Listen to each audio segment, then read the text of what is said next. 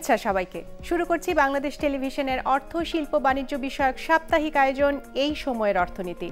আর অনুষ্ঠান জুড়ে আপনাদের সঙ্গে আছি আমি সুরভি আলম।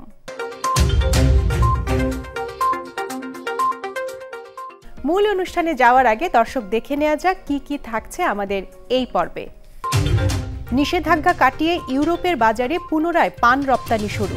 প্রথম চালানে যুক্তরাজ্যের রপ্তানি 1 মেট্রিক টন পান। দ্রুত গতিতে এগিয়ে চলেছে সিরাজগঞ্জ বিসিক শিল্প পার্ক স্থাপনের কাজ। এখানে কর্মসংস্থান হবে প্রায় 2 লাখ মানুষের। এবং থাকছে পুঁজিবাজারের বিশ্লেষণ সহ অর্থনীতির নানা খোঁজ খবর।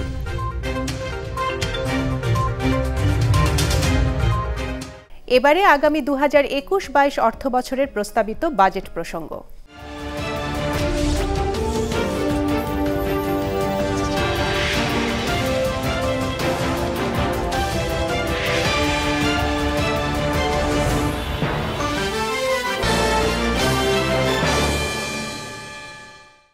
করোনার ধাক্কা মোকাবেলা করে দেশের পর্যটন শিল্পকে ঘুরে দাঁড়ানোর লক্ষ্যে 2021-22 অর্থবছরের প্রস্তাবিত বাজেটে বেসামরিক বিমান পরিবহন ও পর্যটন মন্ত্রণালয়ের জন্য 4032 কোটি টাকা বরাদ্দের প্রস্তাব করা হয়েছে, যা প্রস্তাবিত বাজেটের 0.66 ভাগ। গত বছরের সংশোধিত বাজেটের তুলনায় এবারের প্রস্তাবিত বাজেটে এই খাতে 35 ভাগ বেশি বা 1048 কোটি টাকা বেশি বরাদ্দ দেওয়া হয়েছে।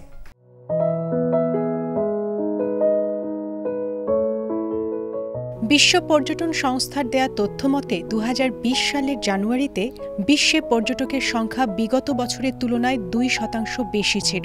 তবে করোনা ভাইরাসের প্রভাবে 2020 সালের ফেব্রুয়ারি থেকে প্রায় পর্যটক শূন্য হয়ে পড়ে দেশগুলো। বিশ্বব্যাপী লকডাউন জোরদার হওয়ার সঙ্গে সঙ্গে পর্যটকের সংখ্যাও দ্রুত হ্রাস পায়। গত বছর জুনের শুরু থেকে কিছু দেশ লকডাউন শিথিল করলেও পর্যটনে খরা কমেনি। বাংলাদেশও এ থেকে বাদ যায়নি। এমনি বাস্তবতার সামনে রেখে ঘোষণা করা হয় 2021-22 অর্থবছরের বাজেট। প্রস্তাবিত বাজেটে বেসামরিক বিমান পরিবহন ও পর্যটন মন্ত্রণালয়ের জন্য 4032 কোটি টাকা বরাদ্দের প্রস্তাব করা হয়েছে, যা গত বছরের চেয়ে 35 ভাগ বেশি হলেও ক্ষতিগ্রস্ত পর্যটন শিল্প সংশ্লিষ্টরা কতটুকু পাবেন তা নিয়ে সংশয় রয়েছে এই শিল্প সংশ্লিষ্টদের, কেননা বাজেটের বড় অংশ চলে যায় বেসামরিক বিমান পরিবহনের জন্য। পর্যটন শিল্পের সঙ্গে দেশে বর্তমানে জড়িয়ে আছে কয়েক লাখ ক্ষুদ্র, মাঝারি ও বৃহৎ শিল্প, যার বেশিরভাগ শিল্পই এখন ঝুঁকির মুখে। আর তাই অন্যান্য শিল্পের মতো পর্যটন খাতের জন্য স্বল্প, মাঝারি ও দীর্ঘমেয়াদী পরিকল্পনা গ্রহণ জরুরি বলে মনে করেন এর সঙ্গে সংশ্লিষ্টরা। পাশাপাশি ট্যুরিজমের জন্য আলাদা বাজেট এখন সময়ের দাবি বলেও মনে করেন তারা। বর্তমান প্যান্ডেমিক সিচুয়েশনের কারণে সবচেয়ে বেশি ক্ষতিগ্রস্ত হচ্ছে পর্যটন শিল্প, এবং পর্যটন শিল্প একদম সংশ্লিষ্ট কর্মী হিসেবে আমরা সবচেয়ে বেশি ক্ষতিগ্রস্ত, এবং সবার পরে আমরা সার্ভাইভ করব। স্বাস্থ্যবিধি মেনে সামাজিক দূরত্ব বজায় রেখে যে পর্যটন কেন্দ্রগুলোকে খুলে দেয়, তাহলে ডোমেস্টিক ট্যুরিজম সামনের সিজনটুকু ডোমেস্টিক ট্যুরিজম প্রাণের সঞ্চয় পাবে। সর্বোপরি আমাদের ট্যুর অপারেটরদেরকে আর্থিক সহায়তা দেওয়ার জন্য এবং ঋণ প্রণোদনাগুলো যাতে এনজয় করতে পারি, ঋণটুকু যাতে সহজ শর্তে এবং অল্প সুদে আমরা গ্রহণ করতে পারি, সেই সুযোগটুকু করে দেওয়ার জন্য আমি মাননীয় প্রধানমন্ত্রী, অর্থমন্ত্রীকে আমি অনুরোধ জানাবো। পর্যটন সংশ্লিষ্টদের মতে এই শিল্প সুরক্ষায় প্রণোদনার চেয়ে জরুরি স্বাস্থ্যবিধি মেনে ট্যুরিজম স্পট, হোটেল, রিসোর্ট খুলে দেওয়া। করোনা পূর্ববর্তী অবস্থায় প্রচুর কর্মক্ষেত্র সৃষ্টি হয়েছিল এবং বিভিন্ন অঞ্চল থেকে অনেক আমরা লোক নিয়োগ দিয়েছি বিভিন্ন পর্যটন মোটেল, হোটেল, রেস্ট হাউসে। যদিও বর্তমানে তারা বেকারত্বে ভুগছে। সরকার মহোদয় এ ব্যাপারে যদি দৃষ্টি জ্ঞাপন করে তাহলে এই বেকার লোকগুলি বেঁচে যাবে। সিলেট বিভাগে কিছুটা সহনীয় পর্যায়ে থাকাতে করোনা আমাদেরকে ধারণ ক্ষমতার 50 ভাগ পর্যটক নেওয়ার জন্য পরামর্শ দিয়েছেন। আমরা এভাবে চলছি। এভাবে চলার পরিপ্রেক্ষিতে হয়তো আমরা অর্থনৈতিক দিক দিয়ে কিছুটা স্বাচ্ছন্দ্য বোধ করব। Tour operator association of Bangladesh টোয়াবের তথ্য মতে পর্যটন কেন্দ্রগুলো খুলে না দিলে আগামী ডিসেম্বর পর্যন্ত এই শিল্পে ক্ষতির পরিমাণ দাঁড়াবে 20,000 কোটি টাকা।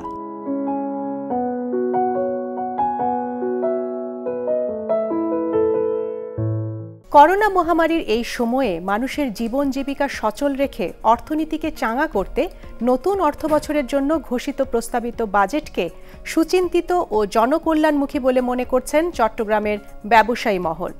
এই বাজেট দেশের প্রান্তিক জনগোষ্ঠী থেকে শুরু করে ছোট বড় ব্যবসায়ী উদ্যোক্তা সহ সব শ্রেণী পেশার মানুষের মধ্যে নব উদ্দীপনা সৃষ্টি করবে বলেই মত সংশ্লিষ্টদের।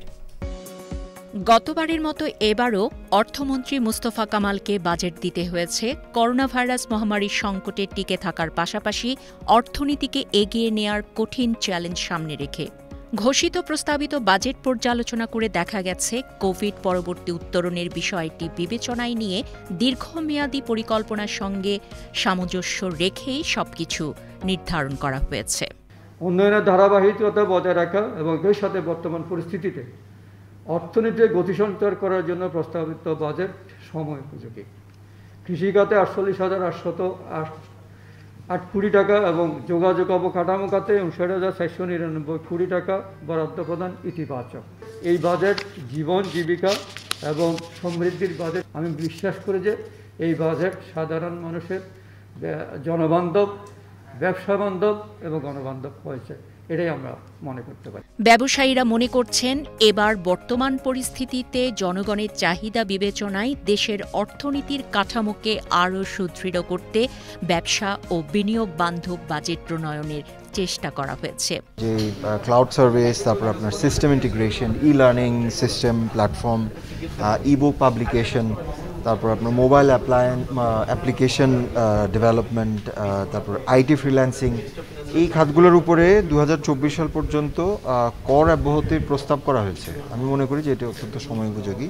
প্রণোদনা প্যাকেজ বাস্তবায়ন, কৃষি খাত, খাদ্য উৎপাদন ও ব্যবস্থাপনাকে বেশি গুরুত্ব দেওয়া হয়েছে উল্লেখ করে ব্যবসায়ীরা বলছেন এই বাজেট সমাজ ও জনকল্যাণের আর্থসামাজিক সমৃদ্ধির সোপান।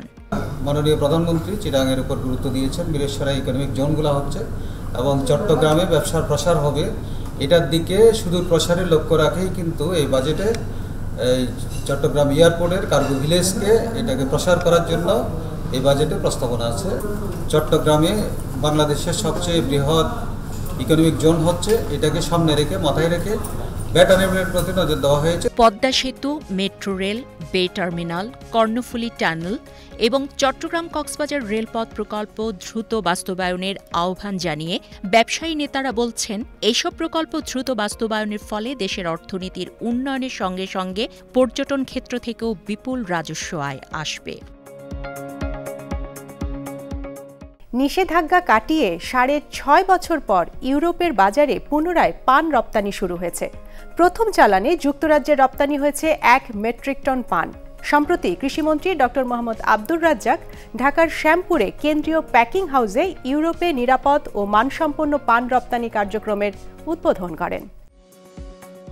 নিষেধাজ্ঞা কাটিয়ে 6.5 বছর পর ইউরোপের বাজারে পুনরায় পান রপ্তানি শুরু হয়েছে। প্রথম চালানে যুক্তরাজ্যে রপ্তানি হয়েছে 1 মেট্রিক টন পান। সম্প্রতি কৃষিমন্ত্রী ডক্টর মোহাম্মদ আব্দুর রাজ্জাক ঢাকার শ্যামপুরে কেন্দ্রীয় প্যাকেজিং হাউসে ইউরোপে নিরাপদ ও মানসম্মত পান রপ্তানি কার্যক্রমের উদ্বোধন করেন। বাংলাদেশের পানে ক্ষতিকর সালমোনেলা ব্যাকটেরিয়ার উপস্থিতির কারণে 2014 সালের ফেব্রুয়ারি মাসে বাংলাদেশ থেকে সাময়িকভাবে পান রপ্তানির উপর ইউরোপীয় ইউনিয়ন ইইউ নিষেধাজ্ঞা জারি করে, যা ধাপে ধাপে 2020 পর্যন্ত বর্ধিত করে এবং ইইউ পান রপ্তানিতে কতিপয় শর্ত আরোপ করে।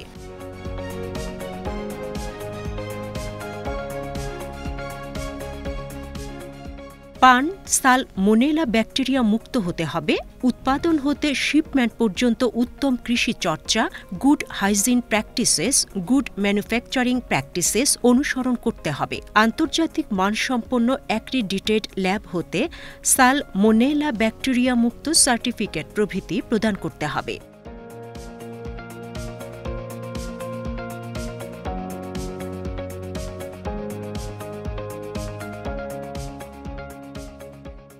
ইইউ আরোপিত শর্ত পূরণে বাংলাদেশ অনেকগুলো ব্যবস্থা গ্রহণ করে। এর মধ্যে রয়েছে পান আবাদের এলাকা নির্বাচন, কন্ট্রাক্ট ফার্মিং, উত্তম কৃষি চর্চার আলোকে কর্মসূচি গ্রহণ ও বাস্তবায়ন, মনিটরিং, ট্রেসিবিলিটি বা শনাক্তকরণ, পানের স্যাম্পল টেস্ট, কৃষক নির্বাচন ও প্রশিক্ষণ, রপ্তানিকারকদের প্রতিনিধিদের প্রশিক্ষণ, নিয়মিতভাবে পানের জমির মাটি ও পানি পরীক্ষা, রপ্তানি বাজারের জন্য নিরাপদ ও বালাইমুক্ত পান উৎপাদন নির্দেশিকা প্রভৃতি। এসব উদ্যোগের মাধ্যমে ইইউর আরোপিত শর্ত পূরণ করতে পারায় গত 15 এপ্রিল পান রপ্তানির উপর নিষেধাজ্ঞা তুলে নেয়। ফলে দীর্ঘ 6 বছর বন্ধ থাকার পর বাংলাদেশ থেকে ইউরোপের বাজারে আবারও শুরু হলো পান রপ্তানি। পানটা যদি বাইরে যায় তো চাষি তো আরও ধরেন ক্ষেতটা বাড়াইবো বা দামটা বেশি পাবে, তারাও খুশি হবে।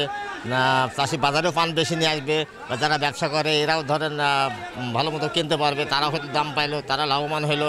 এখানে চাষিও লাভবান হবে, ব্যবসাকেও লাভবান হবে যদি পানটা বাইরে যায়। চাষি ব্যবসায়ীদের পানের বাজার যদি একটু উন্নত হয়, 5 টাকার কাছে 7 টাকা, তাহলে তো উপকৃত হবে অবশ্য। যেহেতু কাঁচামাল আরও পর্যাপ্ত পরিমাণে আবাদ করতে পারবে। সরকার যদি বিদেশে পান রপ্তানি করে পানের দামটা কিছুটা বাড়ে, তাহলে দেশের কৃষক ভাইয়েরা উপকৃত হবে, ব্যবসায়ীরা উপকৃত হবে।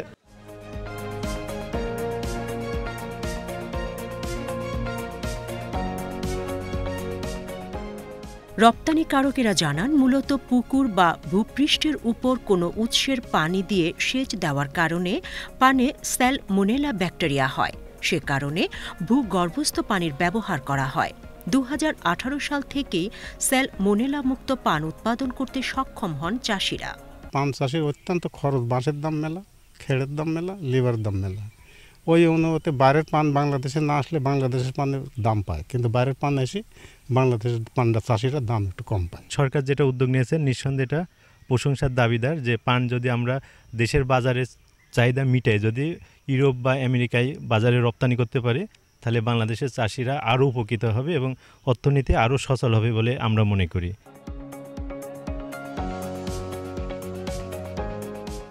সম্প্রতি ইউরোপে পুনরায় পান রপ্তানি উপলক্ষে আয়োজিত অনুষ্ঠানে কৃষিমন্ত্রী ডক্টর মোহাম্মদ আব্দুর রাজ্জাক বলেন, সরকারের নিরলস উদ্যোগের ফলে ইউরোপে পান রপ্তানি আবার শুরু হয়েছে। ভবিষ্যতে পান রপ্তানি যাতে বাধাগ্রস্ত না হয় সে ব্যাপারে কৃষি মন্ত্রণালয়ের উদ্যোগ অব্যাহত রাখবে। পানের উপর যে নিষেধাজ্ঞা ছিল সেই নিষেধাজ্ঞা তুলে পান রপ্তানিতে যাচ্ছি, কিন্তু এটাকে ধরে রাখতে পারবো কিনা, এটাকে সাস্টেন করতে পারবো কিনা, সেখানে কি কি চ্যালেঞ্জ রয়েছে, সেই চ্যালেঞ্জগুলি যদি আমরা বুঝতে না পারি এবং সেই চ্যালেঞ্জগুলো অ্যাড্রেস বা মোকাবেলা করার জন্য আমরা কি কি পদক্ষেপ নেব, এই পানের রপ্তানিকে কিভাবে মন্ত্রণালয় নিশ্চিত করতে পারবে, সাস্টেন করতে পারবে, তার দিক নির্দেশনা এবং সেটা মাঠ পর্যায়ের কর্মীদেরকে নিয়ে প্রত্যেককে দায়িত্ব পালন করতে হবে। কর্মসংস্থানের জন্য কৃষি রপ্তানি যদি আমরা বাড়াতে পারি, তাহলে চাষির আয় বাড়বে, তাদের জীবনযাত্রার মান বাড়বে এবং তখন তারা অন্য শিল্পের ম্যানুফ্যাকচারিং সেক্টর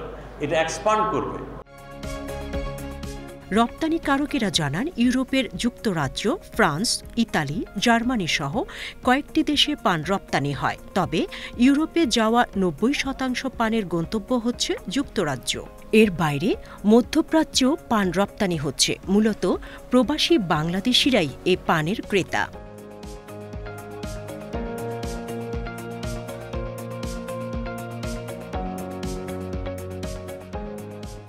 নিষেধাজ্ঞা আরোপের আগে 2012-13 অর্থ বছরে 18,780 টন এবং 2013-14 অর্থ বছরে 13,250 টন পান রপ্তানি হয়, যার মূল্য যথাক্রমে 38 মিলিয়ন ও 30 মিলিয়ন ডলার।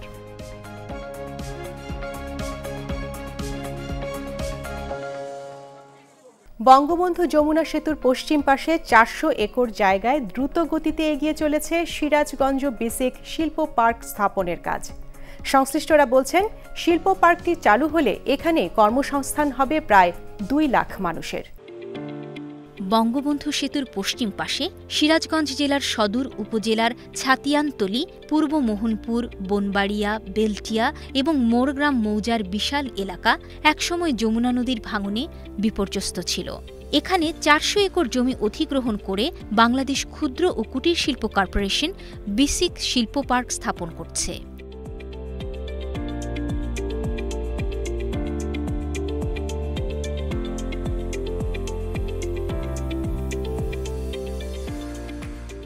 বাংলাদেশ নৌবাহিনীর ডকইয়ার্ড বিভাগ এই প্রকল্পের বালু ভরাটের কাজ করছে। ইতোমধ্যে এ প্রকল্পের 95 ভাগ ভূমির মাটি ভরাট কাজ শেষ হয়েছে। এই শিল্প পার্কে 400টি ছোট বড় শিল্প প্রতিষ্ঠান গড়ে উঠবে। এখানে কর্মসংস্থানের সুযোগ সৃষ্টি হবে সিরাজগঞ্জ সহ উত্তরাঞ্চলের প্রায় 2 লাখ মানুষের। সিরাজগঞ্জের মানুষ সবচেয়ে বেশি পুলকিত হয়েছে এবং উত্তরবঙ্গের মধ্যে জানেন যে এটা একটা নিয়ে আলোড়ন সৃষ্টি হয়েছে যে জননেত্রী শেখ হাসিনা উত্তরবঙ্গের গেটওয়েতে এত বড় একটা প্রজেক্ট উনি দিয়েছেন, এটা আমাদের আশীর্বাদ। সিরাজগঞ্জ বেসিক শিল্প পার্কের পাশেই রয়েছে গ্যাস বিদ্যুতের সুবিধা। অবকাঠামোগত সুবিধার পাশাপাশি এখান থেকে অল্প খরচে সরাসরি জল, স্থল এবং রেলপথে উৎপাদিত পণ্য সহজেই রপ্তানি করা যাবে সারা বিশ্বে। বালু ভরাট শেষে এখন চলছে শিল্প পার্কের ভৌত অবকাঠামো নির্মাণ কাজ। বাউন্ডারি ওয়াল এবং প্রকল্পের প্রশাসনিক ভবন নির্মাণ কাজও চলছে দ্রুত গতিতে। আন্তরিকভাবে খুশি এবং কয়েক লক্ষ সিরাজগঞ্জবাসীরা তাদের বাসায় যে নিজ এলাকায় থেকে তারা কর্মসংস্থান করতে পারবে, এই জন্য মাননীয় প্রধানমন্ত্রীর কাছে আমরা অসংখ্যভাবে ধন্যবাদ যে এরকম উদ্যোক্তাদের জন্য, বেকারত্বের জন্য কত উপকার। বেসিক শিল্প পার্কের প্রকল্পের আওতায় এখানে দৃষ্টিনন্দন লেক ও সবুজ বনায়ন করা হবে, যা আকৃষ্ট করবে পর্যটকদের।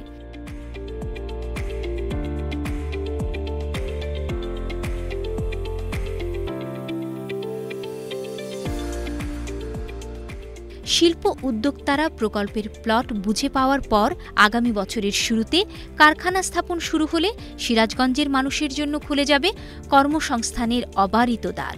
শুধু তাই নয়, এই শিল্প পার্ক এবং অর্থনৈতিক অঞ্চল চালু হলে এটি উত্তরাঞ্চলের বিশেষ অর্থনৈতিক হাব হিসেবেও গড়ে উঠবে। এটা হলো আমাদের একমাত্র শিল্পনগর যেখানে আপনার সড়ক পথ, রেলপথ, নৌপথ 3টা যোগাযোগ ব্যবস্থা আছে এবং এই শিল্পনগরটা যখন ফুললি ফাংশনাল হবে এখানে আপনার প্রায় 2 লক্ষের উপরে লোকের কর্মসংস্থান হবে। এই 2 লক্ষ লোকের কর্মসংস্থান শুধু সিরাজগঞ্জ নয়, নর্থবেঙ্গলের অর্ধেক জেলার লোক কিন্তু এখানে কাজ করার সুযোগ পাবে। প্রধানমন্ত্রীর নির্বাচনী প্রতিশ্রুতি মতো প্রতিটি পরিবারে কর্মসংস্থান আর উত্তরাঞ্চলের অর্থনীতি চাঙা করতে সিরাজগঞ্জ বেসিক শিল্প পার্ক স্থাপনের কাজ দ্রুত এগিয়ে নিচ্ছে সরকার। শিল্প পার্কে 487টি প্লটে 4 শতাধিক শিল্প কারখানা গড়ে উঠবে। 719 কোটি টাকা ব্যয়ে চলমান এই প্রকল্পে জুনের মধ্যে শিল্প উদ্যোক্তাদের কাছে শিল্প পার্কের প্লট হস্তান্তর করা হবে বলে আশা করা হচ্ছে।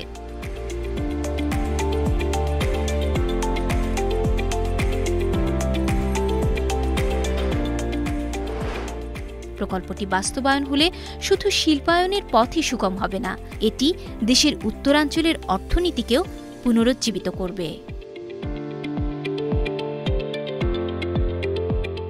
দর্শক, এবার এক নজরে দেখে আসি দেশ বিদেশের পুঁজিবাজার সমূহের সর্বশেষ আপডেট।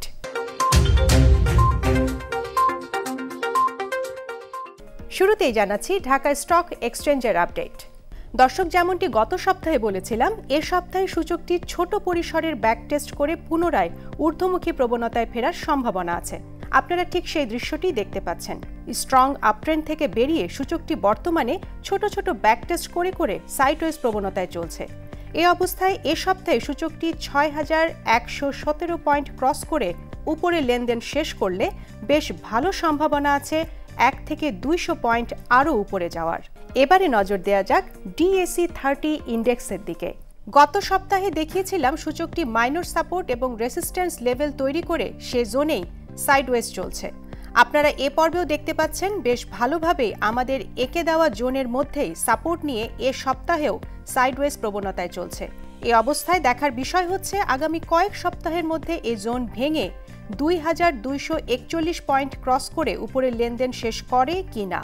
সেক্ষেত্রে বলা বাহুল্য সূচকটি সাইডওয়েজ প্রবণতা ভেঙে ঊর্ধ্বমুখী প্রবণতায় প্রবেশ করবে। তবে সূচকের বর্তমান মুভমেন্ট বিশ্লেষণ করলে ধারণা করা যায় আগামী সপ্তাহেও সাইডওয়েজ প্রবণতায় চলার বেশ ভালো সম্ভাবনা আছে। এ পর্যায়ে দেখে নেওয়া যাক চট্টগ্রাম স্টক এক্সচেঞ্জের অবস্থা। দর্শক, গত পর্বে বলেছিলাম সূচকটি একটি ফিক্সড জোনের মধ্যে সাইডওয়েজ প্রবণতায় চলছে এবং যতদিন না এই জোন ভেঙে উপরে কিংবা নিচে লেনদেন শেষ করতে পারবে ততদিন অন্য কোনো ট্রেন্ড শুরু হওয়ার সম্ভাবনা নেই। আপনারা দেখতে পাচ্ছেন এ সপ্তাহেও সূচকটি জোনটিকে ভাঙতে পারেনি, যার কারণে চলতি সপ্তাহেও সাইডওয়েজ প্রবণতায় লেনদেন শেষ করার সম্ভাবনা বেশি। গত সপ্তাহে সূচকটি সর্বোচ্চ 10,584 এবং সর্বনিম্ন 10,551 পয়েন্ট স্পর্শ করে।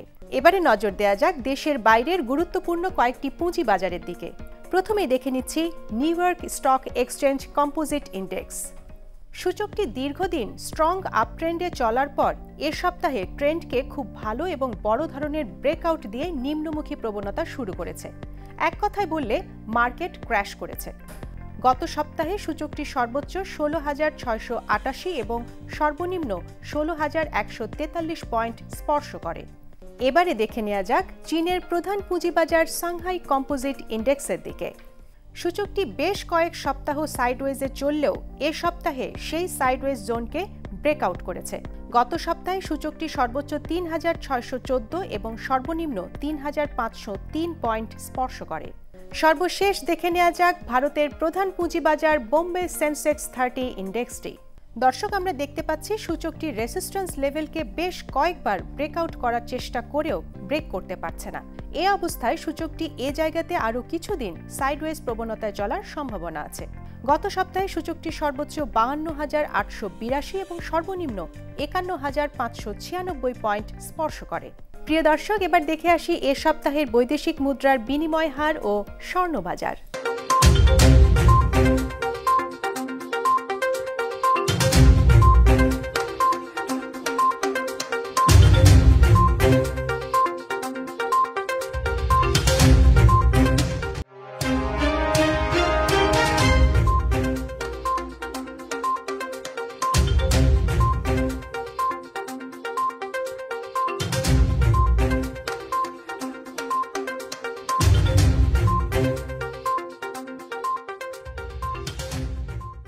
দর্শক, এবার এক নজরে দেখে আসি অর্থনীতির আরও কিছু খোঁজ খবর। বাংলাদেশের ক্ষুদ্র ও মাঝারি শিল্প ক্ষেত্রে একটি গুরুত্বপূর্ণ এবং সম্ভাবনাময় খাত লাইট ইঞ্জিনিয়ারিংয়ের পণ্য রপ্তানিমুখী করতে সরকার বিশেষ উদ্যোগ গ্রহণ করেছে বলে জানিয়েছেন বাণিজ্যমন্ত্রী Tipu Munshi.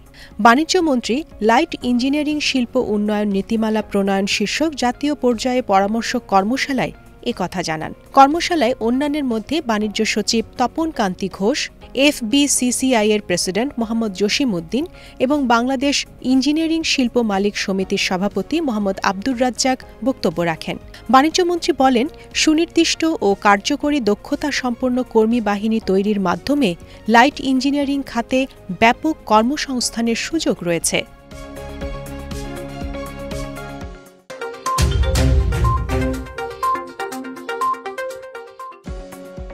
Institute of cost and accountants of Bangladesh ICMAB এর CMA ডিগ্রি অর্জনকারীদের সংবর্ধনা দেওয়া হয়েছে। রাজধানীর নীলক্ষেতে ICMAB বহুল কুদ্দুস অডিটোরিয়ামে অনুষ্ঠিত এই সংবর্ধনা অনুষ্ঠানে প্রধান অতিথির বক্তব্যে বাণিজ্য সচিব তপন কান্তি ঘোষ বলেন, CMA পেশার সার্বিক উন্নয়নে সরকার বদ্ধপরিকর। ICMABর প্রেসিডেন্ট আবু বকর সিদ্দিকের সভাপতিত্বে অনুষ্ঠানে South Asian Federation of Accountants এর প্রেসিডেন্ট AKM দেলোয়ার হোসেন, ICMABর ভাইস প্রেসিডেন্ট মোহাম্মদ মনিরুল ইসলাম, সচিব কাজী মোহাম্মদ জিয়াউদ্দিন বক্তব্য রাখেন।